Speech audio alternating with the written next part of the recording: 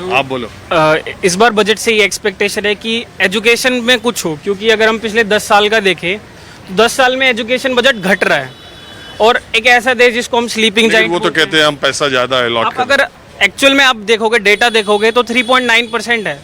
तो अगर हम एक डेवलपिंग नेशन है जिसको कहते हैं कि 6% तक कर दें एजुकेशन, 6% तक होना चाहिए, जो कि एक रियल चीज़ है कि अगर इतना रहेगा तो देश के बच्चे पढ़ेंगे, उनको अच्छी फैसिलिटीज़ मिलेंगी। अगर आप पब्लिक यूनिवर्सिटीज़ देखो तो बहुत बुरा हाल है पब्लिक यूनिवर्सिटीज़ में।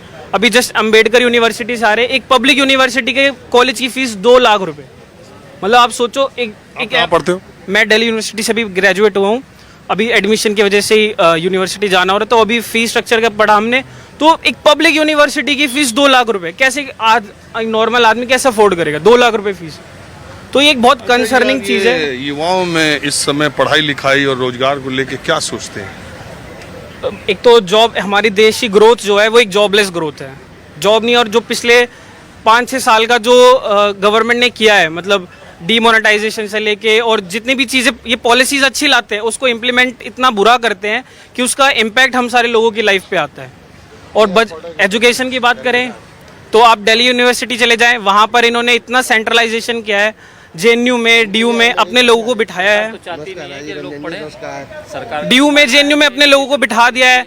कोई भी प्रोफेसर बन रहा है, लड़ाई दंगा अपने चरम सीमा पे है। महंगाई, अगर इन्फ्लेशन भी देखें, फूड इन्फ्लेशन सबसे पीक पर है। हाँ जी जी नमस्कार राजीव रंजन जी, आपको बहुत प्रोग्राम देखता हूँ। अरे तो हम प्रोग्राम आप ही लोगों के लिए तो करते हैं कि देखिए कहाँ कहीं से दर्शन करके आ रहे हैं। आज ये वो था ना पहला सावन का सोमवार। हाँ जी, वहाँ आया था। व्रत भी हैं आप? हाँ जी, व्रत नहीं कहाँ रहते हैं? है बुराड़ी, संत नगर। अरे तो बहुत दूर से आ गए बुराड़ी से। हाँ तो आता हूँ मैं, मतलब यहाँ ना गौरीशंकर मंदिर चांदनी चौक, वहाँ से फिर मैंने कहा कुछ सामान लेना था, यहाँ एक लेदर शॉप है तो इधर आया था। बुराड़ी का कुछ ठीक हुआ रास्ता उस्ता कि नहीं? अभी नहीं, अभी काम चल रहा है, अभी थोड़ा सा टाइम लग जाएगा। मैं गया था, बड़ा हाल खराब था सड़कों का। हाँ वो काम चल रहा है ना जरा थोड़ा। अच्छा, ये मैं आज आया जनता की राय ले रहा हूँ। कल बजट आना है, बजट से सरकार निर्मला सीतारमन वित्त मंत्री को, मान लीजिए आपको वहाँ बैठी हैं और आपको बताना हो कि मैडम कल के बजट में ये काम कर देना, मेरे घर परिवार या समाज के लोग इससे लाभान्वित होंगे, तो आप क्या कहेंगे?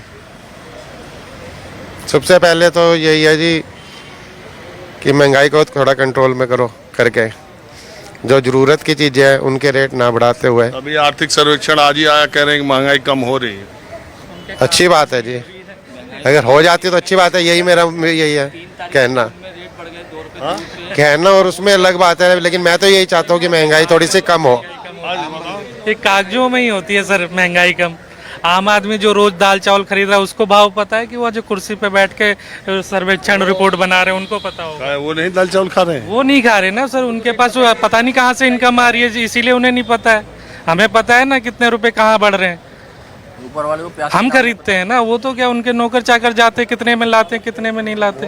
तो अब इसी तरीके से इनकी रिपोर्टें तो कितनी आती हैं, रिपोर्टों का क्या होता है आदमी। तो आप बताओ कि वित्त मंत्री से क्या आप वित्त मंत्री से क्या, पहले तो जो मिडिल क्लास से नीचे जो अपना जीवन यापन कर रहे हैं वो अपने बच्चों तक को नहीं पढ़ा पा रहे हैं। सरकारी स्कूल में एडमिशन तक नहीं हो पा रहे हैं बच्चों के, अगर हो भी जा रहे हैं तो ये दिल्ली में आप सरकारी स्कूलों का खुद सर्वेक्षण कर लीजिए, पता चल जाएगा। 2-2 घंटे की क्लास चल रही है, 2 घंटे की किस वजह से क्लास चल रही है? आप बच्चों को भरे जा रहे हैं एजुकेशन के नाम पे कि हम सबको एडमिशन दे रहे हैं। 2 घंटे की कौन सा नियम होता है? अरविंद केजरीवाल से पूछे कोई जाके, अपने वो शिक्षा मंत्री से बात करें कि 2 घंटे की कौन सी क्लास होती है भाई।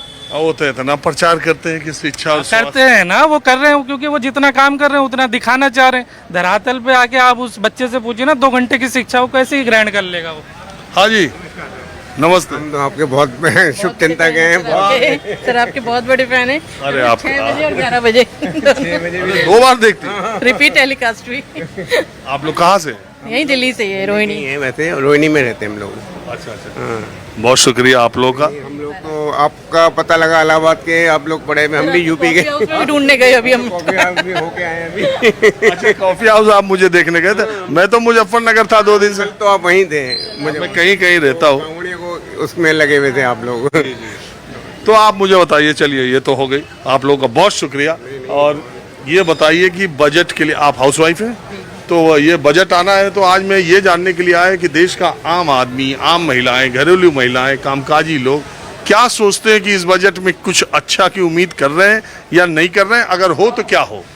सर पहले तो जो महंगाई जो बिल्कुल भागे जा रही है उसको रोकना चाहिए, बिल्कुल हाथ से निकली जा रही है। हम लोगों के, हम एज अ हाउस वाइफ, हम लोगों को पता है ना हम कैसे मैनेज कर रहे हैं घर को।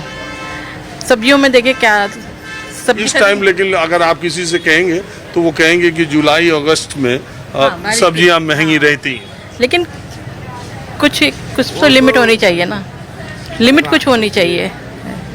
मतलब अति हो रही है हर चीज की, अति हो रही है, अति महंगाई की अति। हाँ अति हो रही अच्छा, है। ये जो एक लोग बात कहते हैं कि जो अमीर लोग हैं वो और अमीर होते जा रहे हैं और जो मध्यम लोग हैं वो गरीब की तरफ चले जा रहे हैं, ये सही है? बिल्कुल मिडिल क्लास तो हमेशा अफेक्टेड हुआ है सर, और अब भी आगे भी हो ही रहा है, मतलब कोई नीचे ही हमें जा रहा फायदा नहीं हुआ इस चीज का।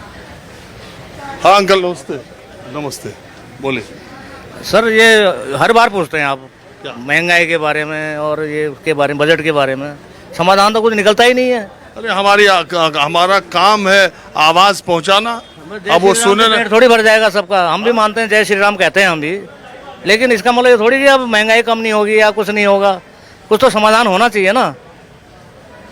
जय श्री राम से काम नहीं। जय श्री राम तो वो तो आत्मा को शुद्ध करने के लिए है ना। कि पैसा तो कुछ ही लोगों में केंद्रित होता जा रहा है, ये भी तो बात है। मैं किसी उद्योगपति, किसी पूंजीपति से मेरा कोई वो नहीं है, लेकिन ये भी तो है कि वेल्थ का कंसंट्रेशन कुछ ही लोगों में होता जा रहा है। मैं आपका ये प्रोग्राम देख के खड़ा हुआ। मैं बंगाल से हूँ। ये बजट को देखने के लिए ही, मैं एक अर्थशास्त्री हूँ, कल इसी के लिए ही मैं बंगाल से आया हुआ हूँ। मैं देख रहा था जो इश्यूज़ लेके आप डिस्कस कर रहे थे। सबसे बड़ा मेरा तो देखिए, एक ही अर्थमंत्री, वित्त मंत्री जी से मेरा एक ही निवेदन रहेगा, जैसे आम आदमी, चाहे अर्थशास्त्री के नाते हम लोग टेक्निकल बहुत बातें करते हैं, लेकिन आम आदमी का जो महंगाई और आप बंगाल के बारे में अगर आप देखेंगे कि वहाँ पर जो बेरोजगारी और आम जो श्रमिक जो है, परियायी श्रमिक आप देखे हैं, बंगाल से सब काम करने के लिए आपके उत्तर प्रदेश से लेके बिहार, दिल्ली, यूपी हर जगह में आते हैं। तो ये जो मनरेगा का जो अलॉटमेंट पिछले 3, 4, 5 साल से कटौती करते करते एकदम नीचे ऑलरेडी चला गया है। वित्त मंत्री जी से मेरा यही निवेदन रहेगा कि महंगाई के ऊपर अब नज़र दीजिए, शिक्षा के ऊपर नज़र दीजिए, क्योंकि कोविड हमारे लिए एक चेतावनी था। अभी भी मेरा फिजिकल हमारा जो अगर देखेंगे कि बजटरी टोटल एलोकेशन अभी लेस देन 1% है स्वास्थ्य खात में, तो उसमें बढ़ोतरी होना चाहिए। मनरेगा में अलॉटमेंट बढ़ना चाहिए।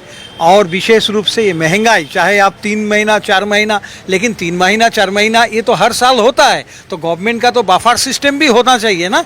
तो बफर सिस्टम से सप्लाई लाइन क्यों नहीं स्ट्रांग हो रहा है? तो मेरा निवेदन यही 3 मुद्दों पे है। बहुत बहुत धन्यवाद।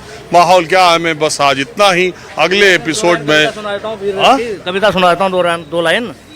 सिर को दे देना लेकिन स्वाभिमान बचाए रखना। अरे रुके, एकदम से तेज हो गए, जिससे मालूम पेट्रोल में आग लगे। थोड़ा भूमिका बना के चलो। सिर को दे देना, थोड़ा की कौन लिखा है? सिर, अरे वो छोड़ो आप, अरे लेखक कौन है? अरे हम ही हैं, समझ लो आप। समझ के चले। साफ आदमी है यार, आप ऐसी बात दूसरे की टीप दोगे मुकदमा कर देगा। सिर को दे देना लेकिन स्वाभिमान बचाए रखना। हमको पुरस्कार थोड़ी दे रहे हैं सर आप। सिर को दे देना लेकिन स्वाभिमान बचाए रखना। पुरुष हो तो पौरुष की पहचान बनाए रखना। संकल्पों को अल्प न करना, चाहे विघ्न घने हो, नैतिक और अनैतिक में वैचारिक दुठने हो। दूर रहे सिद्धांतहीन, स्वार्थ में यदि सने हो। अमर्यादा ने व्यक्ति असंख्य जहाँ हने हो। शब्द देकर भी बचे अगर, सम्मान बचाए रखना। सत्य पथ पर चलने वाले को कभी मरते नहीं देखा। अंतिम सांस तक पौरुष को डरते नहीं देखा। वीरों को त्राही करते नहीं देखा। सिंह और शशक की भांति सस्य को चरते नहीं देखा। बने अलौकिक, इससे अधिक ध्यान बनाए रखना। सिर को दे देना लेकिन स्वाभिमान बचाए रखना। टीवी में आना चाहिए मेरा ये, कभी हूँ मैं। कुछ दिए हो। ये अच्छा कहा, ये अच्छा कहा। ईमानदार आदमी बोल सकता है ऐसा। अगले एपिसोड में किसी दूसरी जगह से मुलाकात होगी। उमेश सिंह, कैमरामैन उमेश सिंह के साथ राजीव रंजन, न्यूज़ 24 दिल्ली।